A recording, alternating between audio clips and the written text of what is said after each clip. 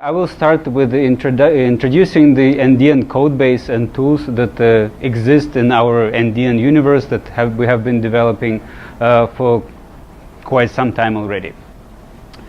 And it's just a kind of high-level summary. I'll try to go in some level of details in some of them.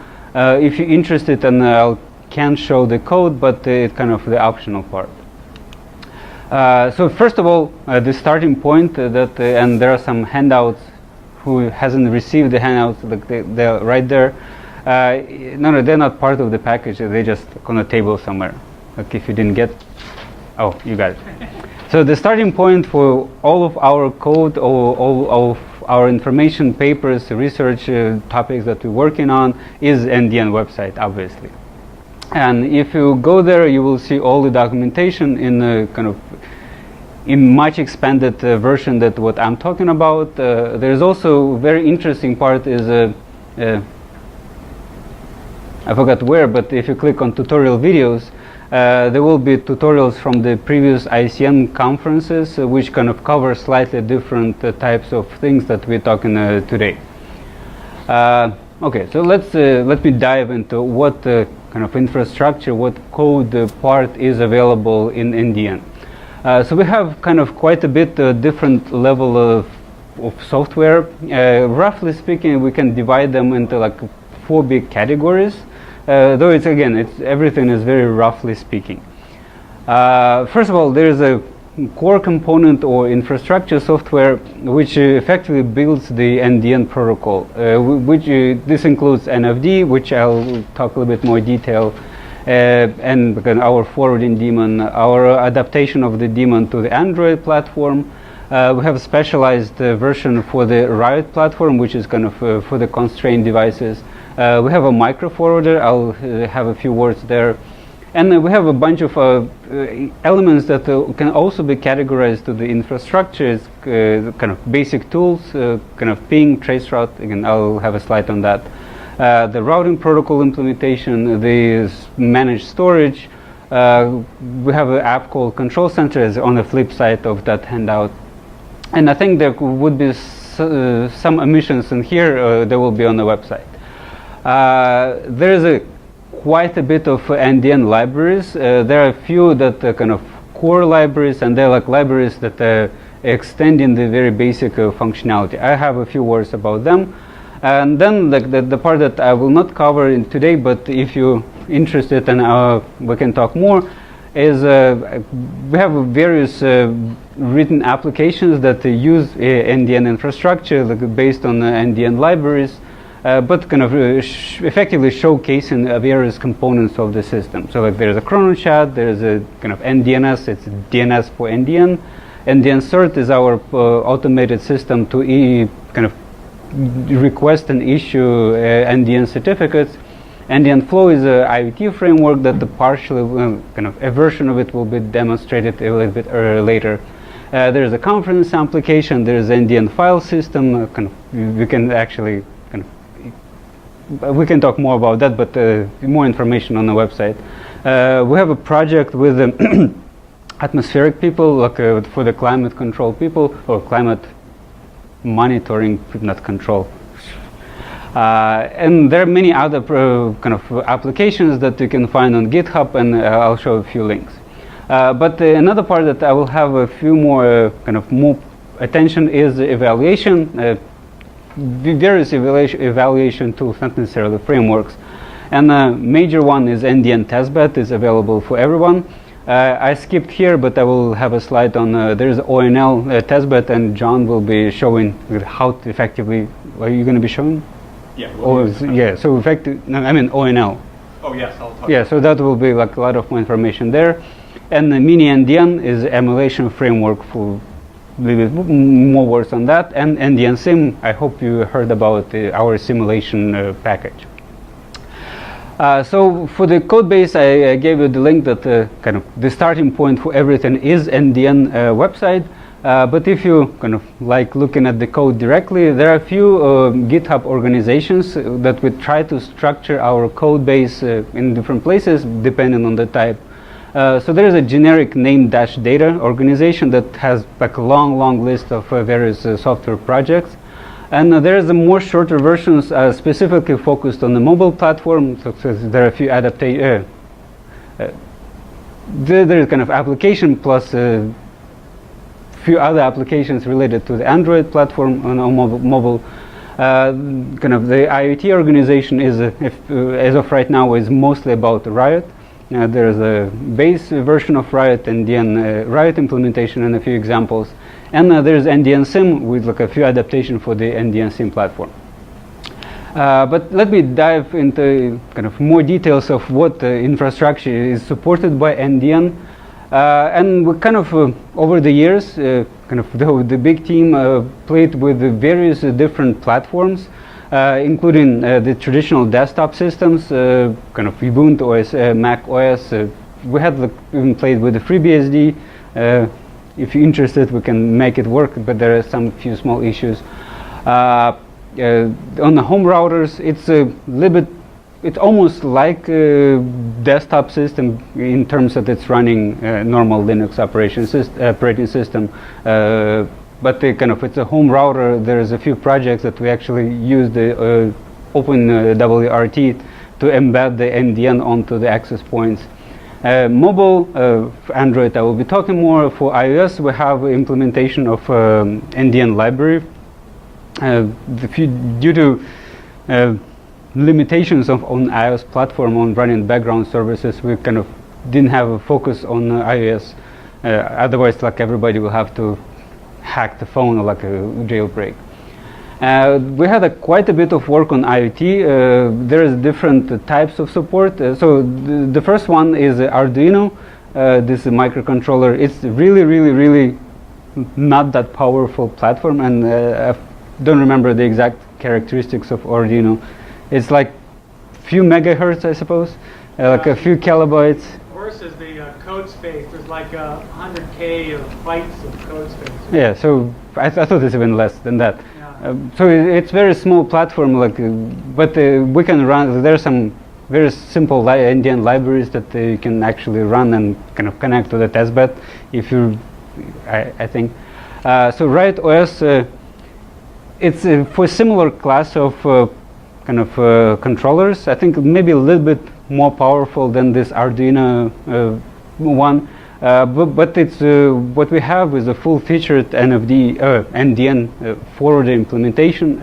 I'll have a few words on that, like it's just introduction here. That's what we have done. For the Raspberry Pi, we put here is under IoT, but it's actually full-featured Linux, so there is not that much difference, except the cross-compilation, the power of, you probably don't want to compile things on Raspberry Pi, but we have binaries available with a small caveat that you have to install the vanilla Ubuntu system. If you're using the Raspbian, we will have instructions of how to cross-compile. It's almost ready. Like I've done a bit work on how to to create a Docker environment to do the simple cross-compilation for Raspberry Pi. And we have for the web browser like environment. There's this micro forwarder implementation. There's a library, and at some point we had the Firefox extension to just type the Indian. I suppose it's still working. It will until. Okay, so it is working. It is working. It's like it is working. Yes. If it's not working for you, then you're doing something weird, and we can help you to fix the problem. Okay, so if you have any questions while I'm talking, please don't hesitate to ask. So, and I will try to dive into the details. So for the forwarding daemon, I'll just want to put a few pages of what kind of a documentation of our forwarder implementation. The point here is that forwarder exists. We're running it in different places, and we'll be referring to NFD over and over in a few other slides. It has a lot of features. We try to be like modular, and I hope many of you are already familiar with at least some of the details of the forwarders. I'm not going to go in detail. The thing that I will try to emphasize, which one mentioned in the first part of the talk, that all the contributions, all the comments, everything is welcome. There is maybe a little bit more complex process how to contribute, but I'll try to cover very briefly that part in later part. Okay, so that's NFD. For getting started with NFD on a Linux machine, or if you're running Ubuntu on a Raspberry Pi, it's as simple as just running a few commands, like you add the PPA repository and just install the NFD package. And after that, technically you can already request data use the kind of express interest, but given it's NDN, it's not just about the connectivity, but it's also about the security of the data. So if you want to actually publish data, then you have to do a few more steps into creating or getting the certificate for you. This is actually, I put a picture from the Junxiao's blog on how to create some certificates in using command line tools. We will have more simplified process of how to do this, but kind of the basic part on Linux, you probably want to use command line tools to do all this job. Android. So for the Android, what we did, we kind of took exactly the same NFD code base and just okay, maybe word cross-compiled exactly not right, but it is some form of a cross-compilation using a native development kit, which compiles it in kind of a set of the shared libraries for different platforms that Android supports, and bundles as a single NDN APK application that we published on Google Play. So if you happen to have an Android phone, you can simply, I think you can just open the Google Play, type NDN, and you can see that application, install it, and at that point you will have a forwarding daemon on your phone. You can kind of swipe it to enable like actual connectivity. There will be security tools that you can install your certificate, kind of generate a certificate, certify other requests for certificates. There is a basic management GUI to create routes if you want to connect to somewhere. And the most important thing, we have added support for for Wi-Fi direct communication. So there is just a kind of one button click, and afterwards you can actually communicate locally with other Android phones that run in the same software. I mean, you just enable that and then switch to kind of actual NDN application, and you're going to be communicating locally without use of any kind of infrastructure. So one thing that I want to emphasize about the Android part, if you're interested, so that you don't have to root the phone, so you just install the application from the Google Play, or you can compile it yourself if you really want to, and it's running. There are a few implications of that because of the security concerns. There are only certain types of faces can be used in that case, but it's pretty much a usable platform, and without anybody can do that.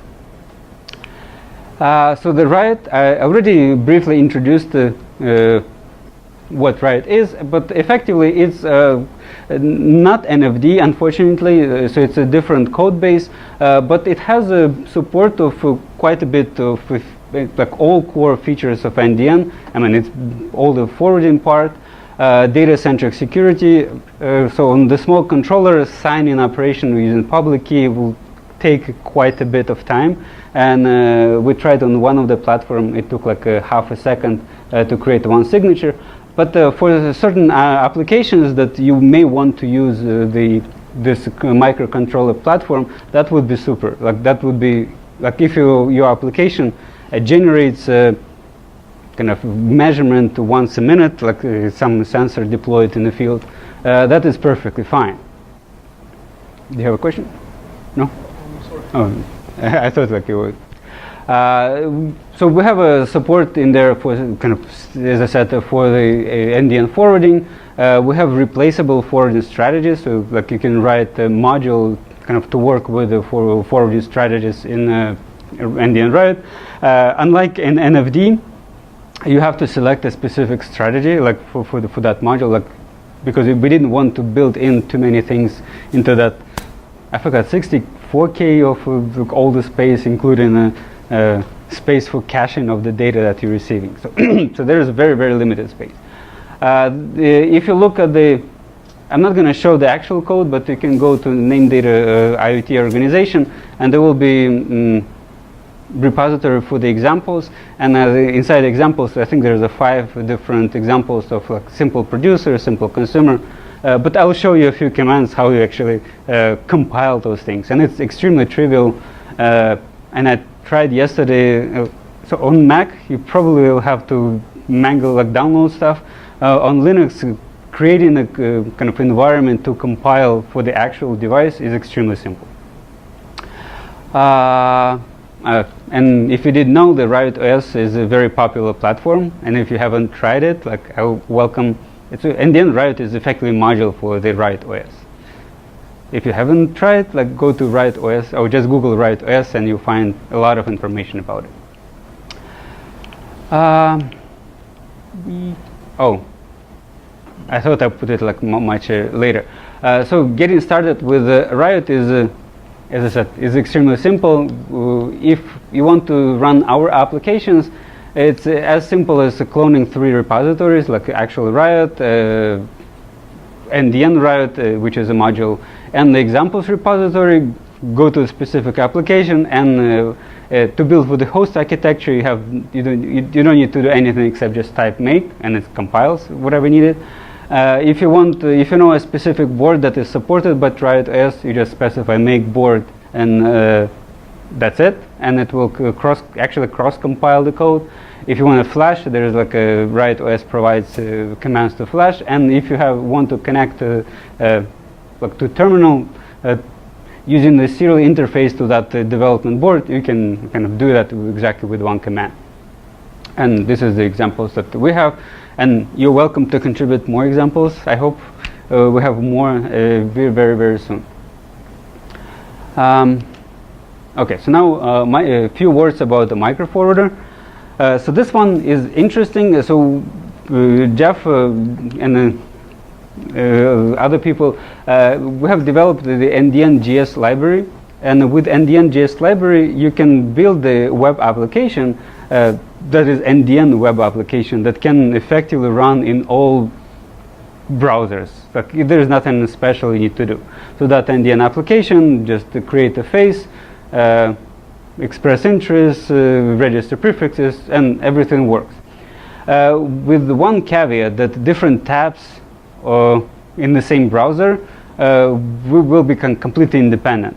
So they will have to kind of, I mean, without micro forwarder. Without the micro forwarder, yeah. With the micro forwarder. Yeah. So I mean that kind of, so without micro forwarder, they have to be like, then do not know each other. If they kind of process in the same data, they will have to retrieve it from whatever source of that data. They need to figure it out. With the micro forwarder, which is a kind of web API, a web extension API, and available for Firefox, for the Chrome, and maybe for Safari. And whatever Microsoft's fancy new browser is, what's that called? Edge. Yeah, Edge. Right. Okay, so effectively you just install that simple extension, and now all the tabs using NDN.js can communicate directly between each other. So now kind of you can open application in one tab and like request data from the other tab, and like, very interesting things can happen. And it runs in the background and will act as a forwarder for incoming. Yeah. So it's a powerful thing. We have done like only a few demo applications so far, but I think it should be explored more, and you're again welcome to explore this. Just a few words. I'm not going to talk too much about NDN tools. There are a few of them, like the basic ones that are available, and I think John will be talking about them. So we have a basic reachability testing tools, like NDN equivalent of ping and ICMP protocol. I mean, a simplified version of those. NDN cat chunks, put chunks. It's a very simple data transfer application. They just transfer some, request some data on one side and publish data on the other side. Pig poke, it's a kind of equivalent of those. I want to emphasize on these ones. If you're a networking researcher, like or developer of the application, network applications, you probably want to understand what the heck is happening in the network, like with the packets, like what are you requesting, like what kind of request you sending, what the responses you're getting. And we have okay, I listed 3, but technically it's 2 kind of major tools. There is one NDN dump, which is based on a libpcap library of TCP dump. Just a name, there is nothing to do with TCP mostly. And I would recommend, if you have some access to the graphical terminal, to use Wireshark extension. It's called the dissector, Wireshark dissector, that you can just small text file that you can load to the Wireshark, and now Wireshark can actually process the NDN packets and show you what is interest, what kind of fields in that interest, what is in the data, what kind of flags and the meta information of the data, and so forth. So if you really want to understand packet flow, this will be your tools. And of course there's some storage.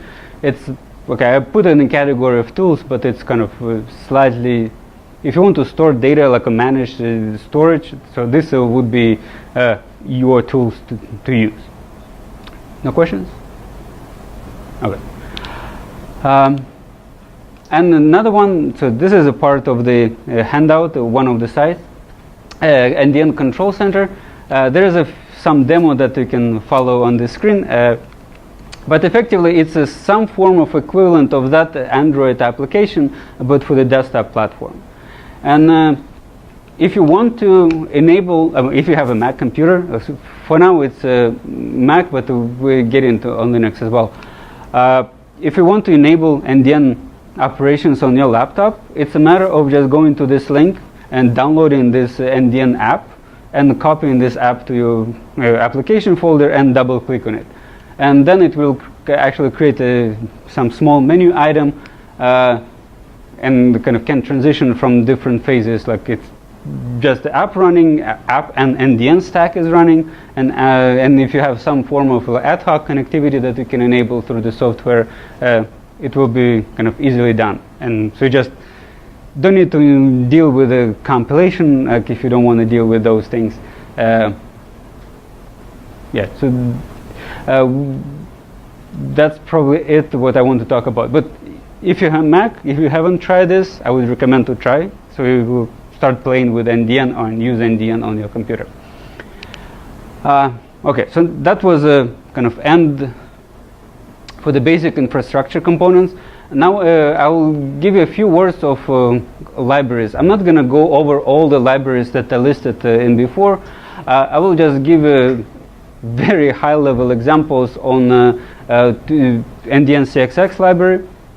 This is our kind of reference library, and we use it in NFD implementation. It's a C++, actually C++11, if you're familiar with that.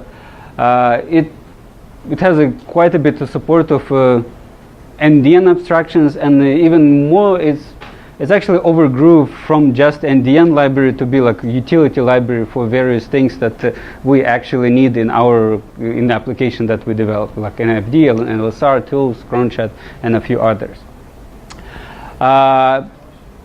If you go to the web page, you can find a lot of information again. So we kind of put up a few getting started, some few trivial applications. There is quite a bit of tutorial, okay, not quite a bit, but a few tutorials, especially about the security and a few other things. And what I want to kind of re-emphasize again is that in NDN architecture, it's not just packet flow, like we just request the packet and receive the packet. There is a security is built-in component into the architecture, so therefore it requires quite a bit different thinking when you write a kind of networking application compared to what we do today. Like today we just, we want to request a page, you request a page. And the security is just done completely by the deployment people who try to figure out maybe enable HTTPS, maybe not, and kind of a lot of problems related to this. In NDN, the security has to be built into the application. So the developer have to think of how to sign the data, like at which places to sign the data, what naming structure has to be used for the names of data, for the names of the keys, and as well how to verify all those systems. We have a lot of tools. Bichon, I kind of forgot. Bichon, did you talk about the trust schema, or at least introduced it? So, like in the first part, you have heard about the trust schema is kind of how to create kind of or define the trust model just using the relationship between names of data and names of the keys. But some of the kind of patterns has to be defined by the developer. Like when you develop I hope you are developing some applications, you have to think about how how others will verify the data. Even though the final destination, final deployment is not in the hands of the developer, the model how data is related is in hands of the developer. So identity certificate is actually a very, very important component as part of the development process. And I was kind of planning to go over the demo, but not sure it would be, should I show the code, not show the code? Who wants me to do, who can I have a voting? Anybody wants me to show the code, like actual code?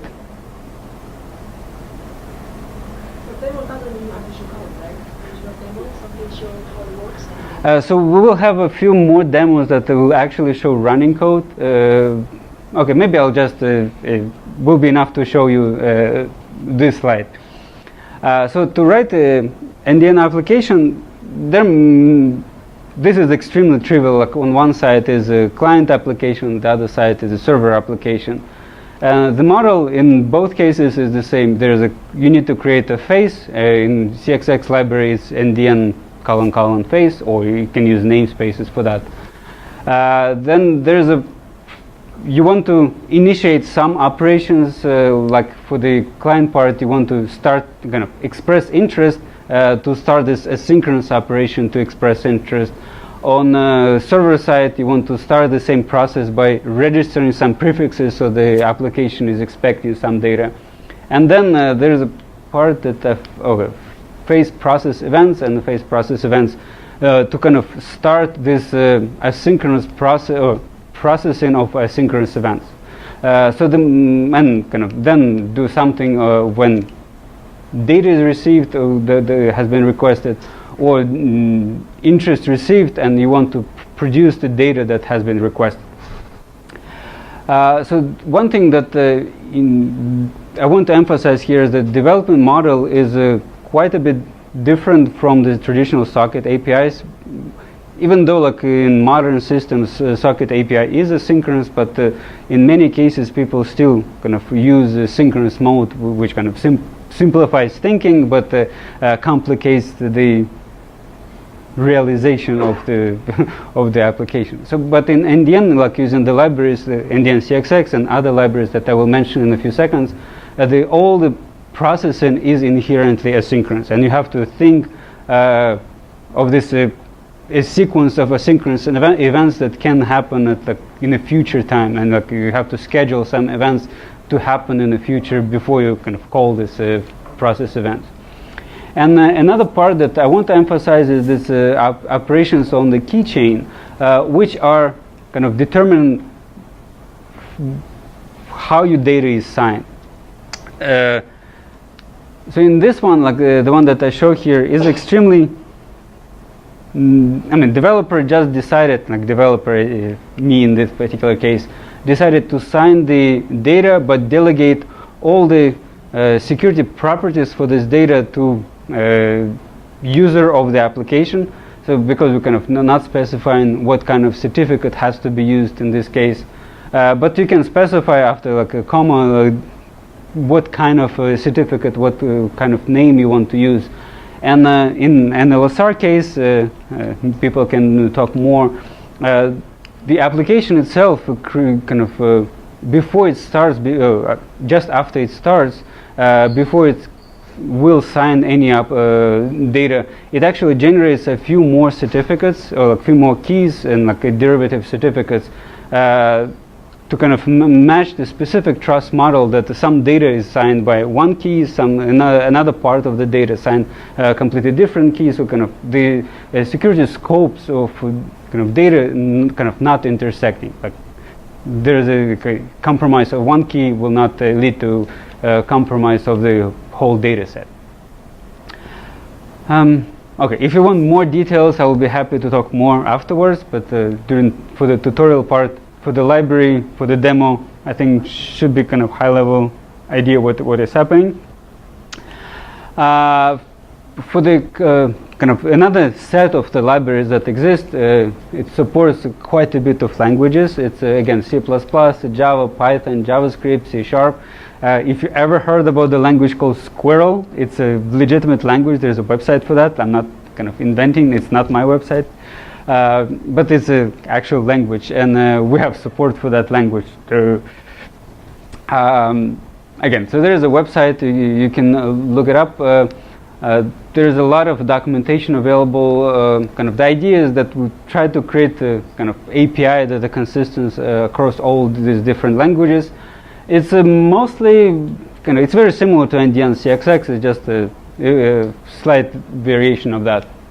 I mean, so the main advantage is that you can use all these different languages. If you don't want to deal with this C++, C++11 or compile code, you can, if you like want to run some simple NDN application in Python or NDN or JavaScript, this is the code base that you would like to use.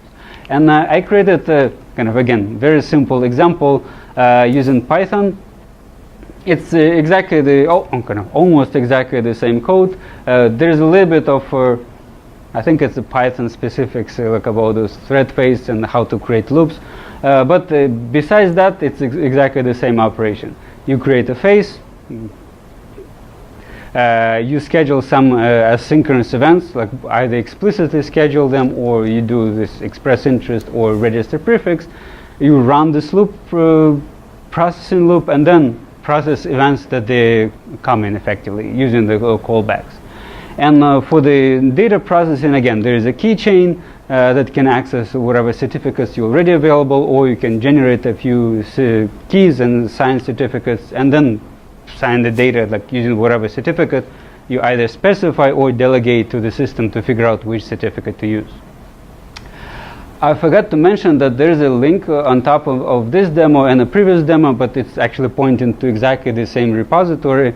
And there are actually working versions of this code and previous code, and for the C++, given it's a C++, you need infrastructure, you need like a compiler. There are three versions of examples. One is using just makefile. If you like the person just only likes to make files. If you're a bit more advanced and like CMake, there's a version of that. And if you're like me, who likes new technologies like WAF build tool, so there is an example for that as well. And there is example for PyNDN, and if I remember correctly, there was an example for NDN-GS, but I am not showing during this tutorial. Okay, so that's the idea about the libraries. We have one more library that I want to mention is NDN-RTC. Unfortunately, okay, it's a very good library. It's a for the video streaming, so like real-time video streaming. It's based partially on a WebRTC and partially on a VP89 encoder. And using these libraries, if you like to build real-time streaming applications, you just compile the library, plug into the application. I'm talking about the future and the past. So plugging into the application, and like you have a working NDN video streaming application. We had like some old versions of NDN video. So if you want to run some of the ND video streaming application, we can always make it work. Okay, so now about the kind of I welcomed contributions, and this is kind of okay. Sorry, I'll reorder the slides. For many of the projects that exist that I mentioned on kind of almost the first slide, we kind of use this complex, quite a code quality or development model. We would try to start issue request, new issues, new features, or like bug reports using our issue tracking system. For most of the projects, we use a Redmine. I will mention in a few seconds. For some of them, we use GitHub issues, but you will notice that if there's no issues in the project, then most likely it's somewhere in the Redmine. And there's a long list of the projects that exist in there. And of course, then there's somebody is assigned, somebody decided to code those problems. And we try to use the continuous integration system and the code review system for most of the code, kind of to ensure the quality, to ensure that we don't have silly problems in the code or reintroduce the problems. So most of the code is going to the code review system, which is our Gerrit, which is, again, in most cases, is going through the extensive kind of automated checking process, which is like through the Gerrit. And then after all this iterative process of submitting for the code review, checking what's happening, like receiving the comments from people, again, revising the code, scrapping the code, like being frustrated that like the code is not reviewed, or like being frustrated that it's actually reviewed and it's not +1 or +2, but rather some, oh, you did this, you should do it better. So like in a few iterations, in most cases, we're getting where we want to get. Sometimes we need to resolve to the conflict resolution process. But in many cases, it's a very fun experience. And what I want to kind of mention here, if you join this system and if you're a student, that's actually a very high level, high training for your future jobs if you're planning to go to industry, because all of them, okay, we got a few feedbacks from kind of our former students that what we had is actually mild version of, what we have is a mild version of what the industry actually using. It's also kind of, you have to have like a features. There's always a code review process and much more rigorous code review process that we're kind of implementing in our environment.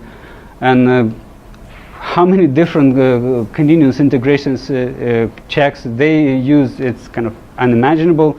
And of course, I forgot to mention, so as part of the coding, the hardest part is creating the test cases. We try to create like a set of unit tests, some of them like integrated tests, but this is okay. If I kind of judge about the like amount of time you spend to write the code and like write the test cases, okay, I would say like 10-90. Like 10% you're writing actual code, and like 90% of time, or even more, you figure out how the heck this code can be tested, like or effectively tested, or how to write the test that actually lasts, or like actually meaningful and will last for more iterations of changes in the underlying code. And finally, the code is merged. And in the previous slide, I want to just give. I tried to get a little bit more statistics from the systems, but I couldn't find a very quick plugin because the number of issues that I mentioned here is only on the surface. So yeah, we have more than 3,000 issues on the Redmine, and like a lot of them are closed, but it doesn't give a credit of all the comments, that all the discussions are happening inside the Redmine issues. All the code is associated with those Redmine issues. And exactly the same I can say about the code review system. You can see there's over 4,000, and each individual change is a 4,000 commit, and the commit is a complete feature of in different code bases. Kind of, this is across code bases. So different features in the CXX, NFD, repo-ng, like in other systems, and in many cases, we have at least 5 or 8 patch sets, like we're going through this review process. We had cases when the same, because a kind of critical part of the code, we had to go for more than 100 of patch sets. Like, so it's kind of the number of commits that we put in the code review system, the number of iterations we have got through the code review system is quite large.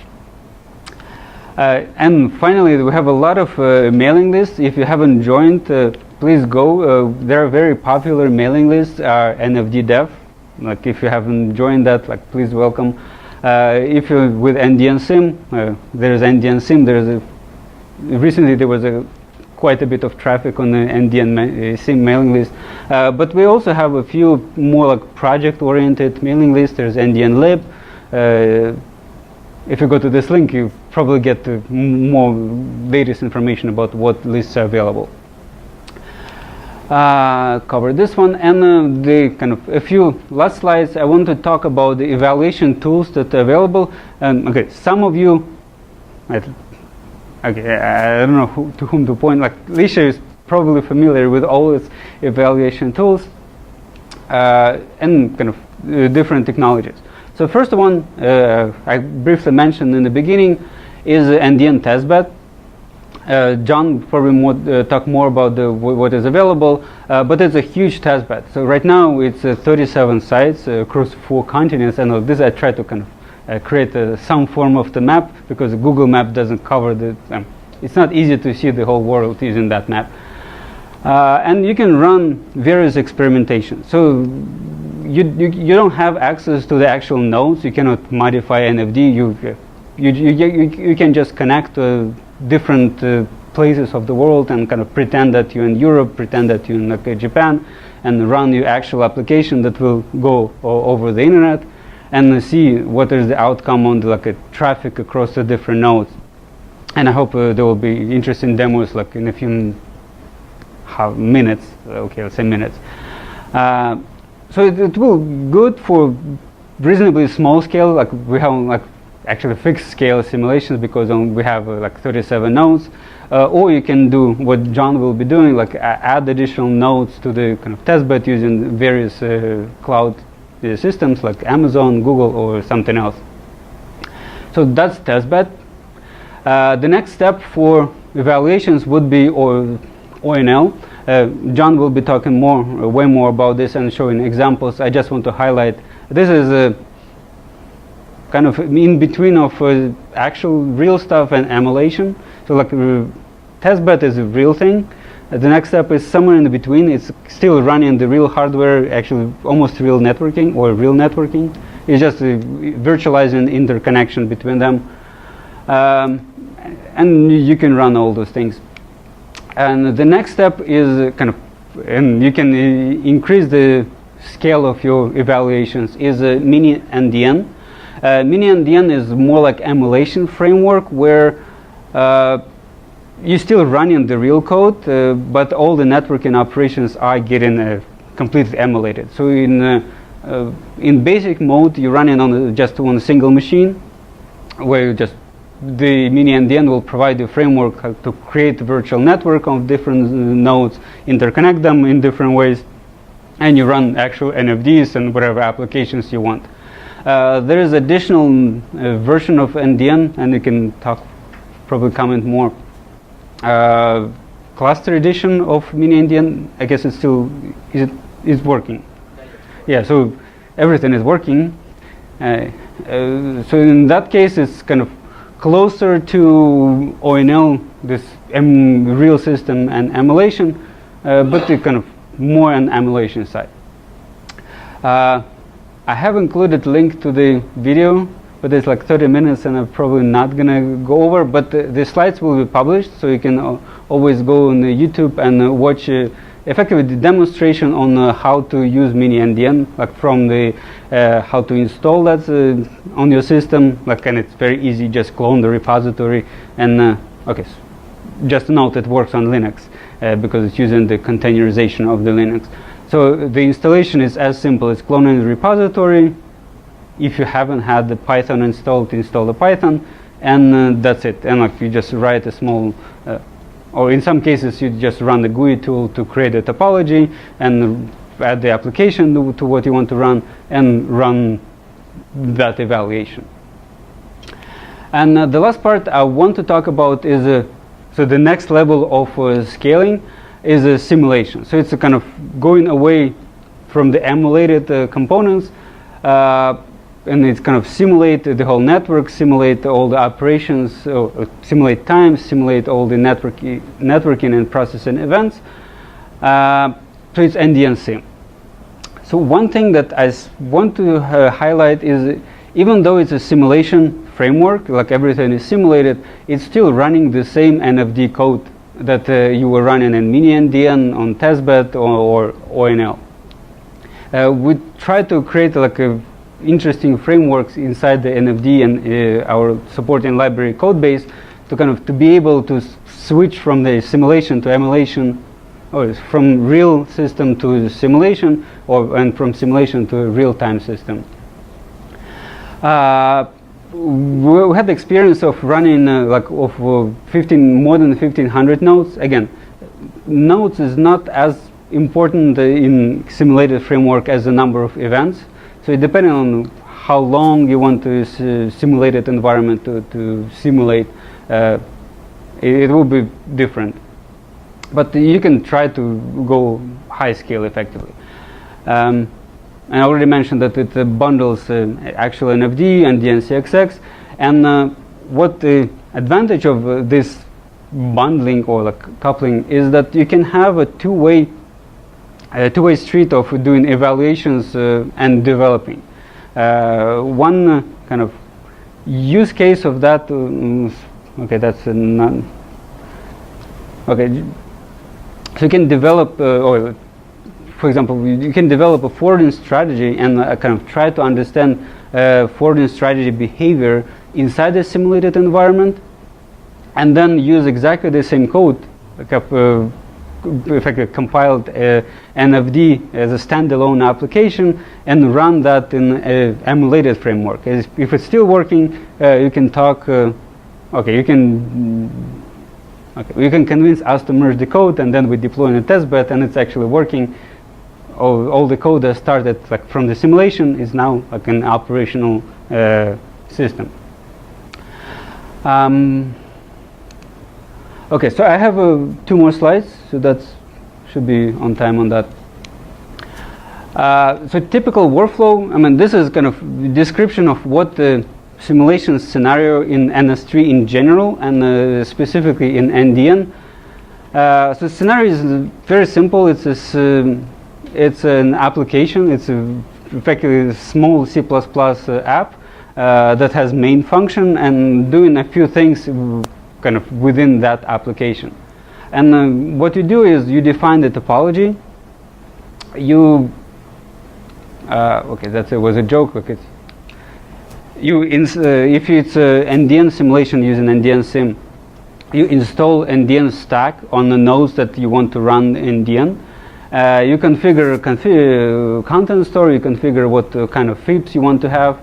We have a few helpers for that purposes. For example, if you don't want to deal with the routing directly, you can just use global routing helper, which will can quickly calculate all the routes, so you can do everything. There was a project, an LSR sim, that I forgot to mention, that effectively port of NLSR routing into the NDN sim platform, kind of running. Okay, as of right now, it was a few code with a few modifications, but eventually, like actual NLSR will be running, will be able to run inside NDN sim. Then you define whether you want your custom forwarding strategy to be installed on a certain prefix, or the existing ones to be installed on a certain prefix, or you can just leave the default ones, and you run the simulation. And of course, the important part, you have to define how you're going to collect the metrics, like from wherever it's being simulated. Otherwise, it's a little bit pointless. And there is a visualizing module. Like you can also see kind of virtual topology or virtualized topology, and what is a packet, how packet are flowing, not packet, traffic. And you can also, sorry, I'm not showing you actual demo. It probably be easier if you're interested, and I can compile and show on the computer. Like the window, like you can open, you can see individual packets, like whether they actually get into the content store, what is the status of the FIP, and so forth. And to give you a very extremely brief, what is this corresponding code for these operations, I just give you kind of this one. So to install NDN stack, it's as simple as just writing a few lines, like NDN stack NDN helper install all, it will install all nodes that was previously defined by the topology. You install some consumer applications. So this example uses the built-in application, but with NDN-SIM as the most recent version, you can actually run application that is built against NDN-CXX library. If that application doesn't use the GUI or like doesn't touch the disk or have some other like real dependency, you can install it in kind of install in some nodes that you would like to operate. Again, this is a producer application installed on the other nodes, but again, you can install other applications as well. And effectively, this is routing. And I did mention that there is a code to actually start the simulation, and it's gonna do the work. So I hope I give you very high level, very like overview of all different components that exist in the system, and I would like to come back to the first slide again. No, the third one. Just to highlight all different pieces, all different parts that exist in our ecosystem. And with that, if you have any questions, I will be happy to answer or clarify more things. So for the newcomers, yeah. Where do you suggest us to start? Like the simulator or the mini ACM? It depends on what level you want to start with. So are you application? So it's either if you're application person, then I wouldn't recommend the NDN-SIM yet. If you're networking person, then I would recommend NDN-SIM. So we are interested in implementing some algorithm. Oh, so for the algorithm, definitely NDN-SIM. So this way you can have a full control over exact traffic flow, full control of the timing. You don't depend on anything external in the system, and it's very simple to actually work with. So to help you with how to start with NDN-SIM, so last year's ICM conference, if you go to NDN website, so there's a tutorials, and the last of one of the tutorials, I had a like hour-long introduction of how to start with NDN-SIM, and there's a lot of good information on what to do, because there are different types of how you work with NDN-SIM. So for example, you can build in a scenario into the NDN-SIM code base. It's possible, but you will have a lot of troubles, and it will be very slow. Or you can use the recommended way, like again, it will be in that presentation and on NDN-SIM website. That will show you more ideas or simplify your workflow. Yeah, I want to follow his question. For the enumerator and the simulation, so what purpose I need to use it? For the, you have the simulator, right? Mm-hmm. You also have the testbed. You also have the emulator. Yeah. How? Give me what idea when to use which? That's a good question. Can you repeat the question? I mean, the question is when to use testbed, when to use emulations, when to use simulations. They use noisy here. There's AC that's like a. Oh, okay. Good questions. I think it would depend on a case by case. But do you have any people use the We're using everything. You're using everything. Yeah. Can you give me some idea which you are using? So for so NDN-SIM, at least the current use, there's a. We already know it. Yeah. So for NDN-SIM, you know, like it's a networking, the caching, like there are some applications. For mini NDN, we had actually quite a bit of use for the application understanding, like behavior understanding of real applications, because kind of this part is quite new for the NDN-SIM, and it has limitations, like inherent limitations that you cannot use specific parts of the code or like a system to work with NDN-SIM. But for example, NLSR evaluations, that's done in Mini and Mininet, and specifically we have a testbot like that actually runs at the testbed-like topology for every commit, for every NLSR commit, and so we know for sure that it's actually working. We did quite a bit of evaluation of psync and vector sync. I forgot which one. Or psync and chronosync as a kind of synchronization library as part of the mininet. And anyways, it's much simpler to work with applications because you're still constrained a little bit, but much less constraints than inside the simulated environment. And testbed, unfortunately, you cannot really touch the internals for the testbed, so you cannot really, oh, I want to modify NFD to do this thing for me. It's mostly applications, because with mini NDN you still can modify because you control the code. But it's still kind of, if you want to do just like networking level operations, it will be way easier in NDN-SIM.